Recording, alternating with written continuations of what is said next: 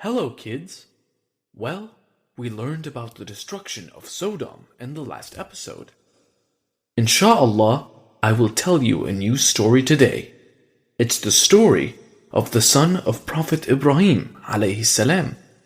Yes, we are going to learn about Prophet Ismail alayhi salam in this episode. Prophet Ibrahim alayhi salam was a man chosen by Allah subhanahu wa ta'ala to spread his message. He traveled to distant lands and preached to the local people. He was thankful to God for all the favors he had received. But the one thing that bothered him the most was the fact that he didn't have an heir. His wife Sarah had grown old by now, and she had given up all hopes of giving birth to a child. She was sad for her husband, and then, one day, she came up with an idea. Sarah asked Ibrahim alayhi salam to marry their servant Hajar radiallahu anha. Ibrahim refused at first because he loved his wife so much. But she insisted, and finally the Prophet obliged. She then prayed to God to bless the couple with a child. Soon, Hajar radiallahu anha gave birth to a boy. The Prophet named him Ismail. The Prophet was finally happy. He was now a father. But his happiness didn't last for long. Allah subhanahu wa ta'ala ordered the Prophet to do something. So, he went to Hajar and asked her to get ready. "Where are we going?" she asked. "You will soon find out," he said. Hajar radiallahu anha trusted her husband. So, she didn't utter a word and got ready for the journey. It was a very hot day. The Prophet and his wife kept walking under the scorching sun. Hajar radiallahu anha followed her husband quietly, carrying Ismail on her shoulders. They kept walking for a long time in the desert, and most of their food and water was exhausted by now. They finally reached a valley near Al-Marwa mountain. It was a piece of barren land, containing no signs of life. Then, without saying any word, the Prophet started walking back. He left the mother and child alone in that barren valley. They only had a small amount of food and water with them. But that wouldn't even last for 2 days. Hajar hurried after him. "Where are you going, leaving us all alone?" she shouted. She called him again and pleaded him to come back. But the Prophet didn't even look back, and he kept walking away.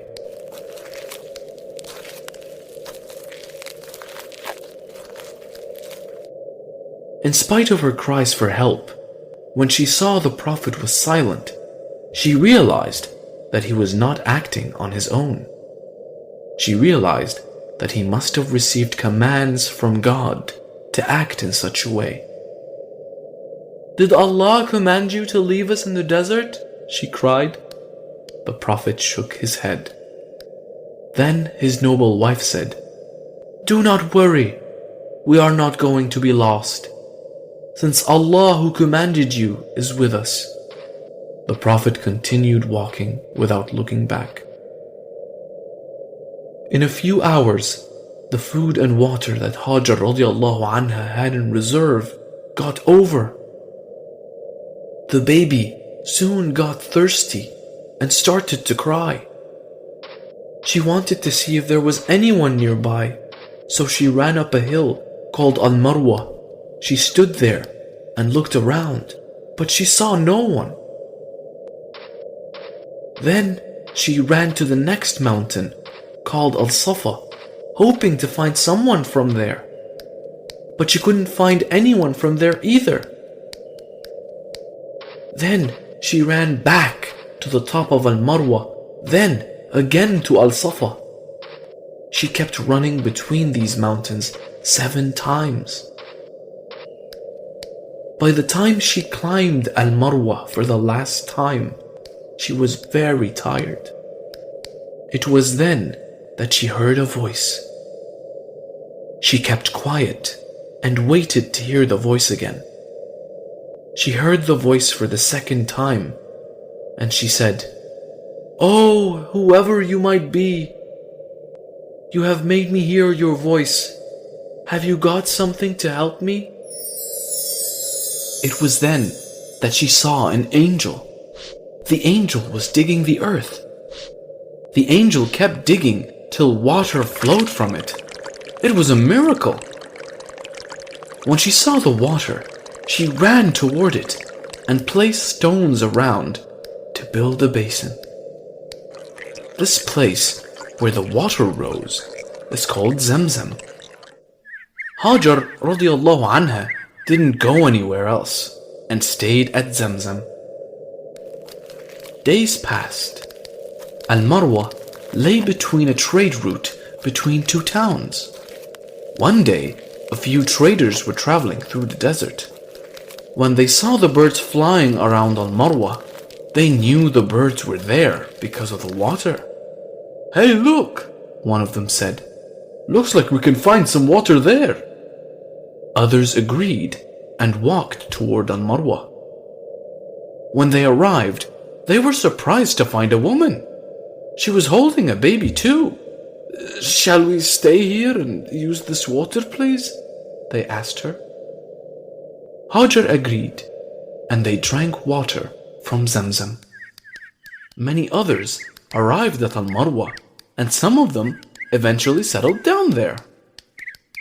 In a few years, the whole valley came alive, with people from different cities living there now. Hajar and her child were not alone any longer. In the meantime, Ismail alayhi salam grew up. He learned Arabic from the travelers. People loved and respected him for his qualities. He kept thinking about his father, and he knew that his father will come back someday. Ismail then married a local woman and lived his life in peace. Prophet Ibrahim alayhi salam was missing his son very badly now. It had been years since he saw Ismail. One day, he decided to go to Mecca to meet his wife and son. He traveled through the desert and arrived at Al-Marwa. The Prophet was quite surprised when he saw all the activity at Al-Marwa. Last time he was here, there was not even a single soul living on this mountain. He knew it was all because of God and thanked him.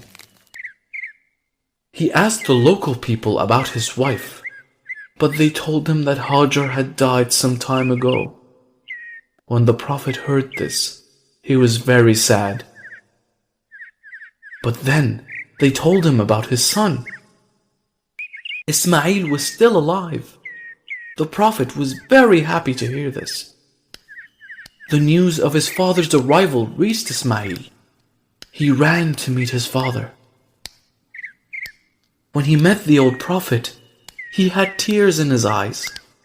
He hugged his father, and he was waiting to meet him for such a long time. It was a happy time for both father and son, but the happiness didn't last for long.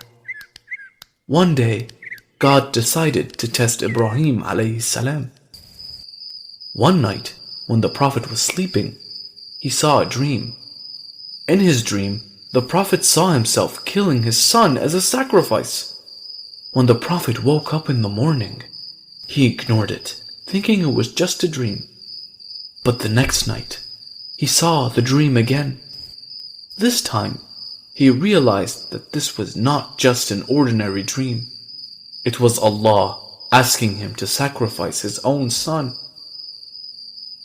The Prophet went to his son and told him about the dream. Ismail understood that it was an order from Allah. he was a man of faith and realized that he has to comply. "Do what Allah has asked you to," he told his father. The next day, the Prophet took a rope and a knife and set out for Mount Arafat along with his son. Upon reaching the top of the mountain, Ismail asked his father to tie his hands and legs so that he may not struggle during the sacrifice. The Prophet obliged and tied his hands and legs. Then he blindfolded himself so that he won't have to watch his son suffer.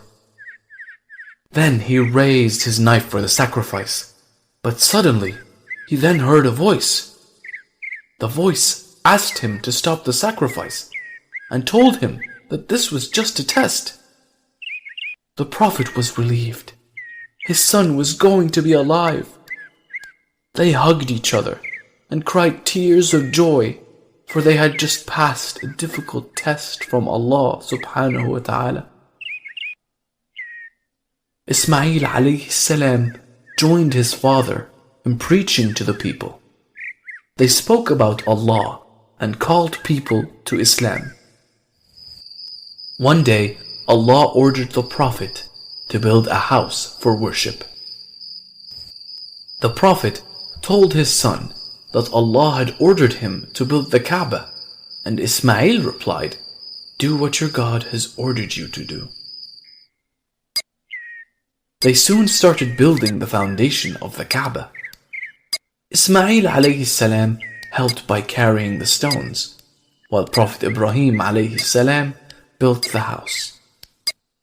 When the walls got tall, Ibrahim alayhi salam could not reach the top. So Ismail alayhi salam brought a large stone for the Prophet to stand on. This stone was called Maqam Ibrahim and can still be seen today. The foundation was soon completed, but there was a gap left in the corner. Ibrahim alayhi salam asked his son to find a stone to fill in the corner. "I feel tired," he said to his father. But when the old Prophet insisted, Ismail went searching for a stone. When he left, Ibrahim sat there waiting for the stone. But then a miracle happened. An angel flew down from heaven carrying a stone. The angel told him that the stone was brought to earth by Adam alayhi salam from paradise. The stone was originally white, but because of the sins committed by people on earth, its color gradually turned into black. Ismail returned after some time, and when he saw the stone, he was surprised and asked his father where it came from. "It was brought by someone who never gets tired," replied Ibrahim. They had finally finished building the Kaaba. They prayed to Allah subhanahu wa ta'ala to accept their work. Allah was very happy with the Prophet and his son for spreading his message, and proclaimed the pilgrimage among men. They will come to thee on foot and on every kind of camel, lean an account of journeys through deep and distant mountain highways.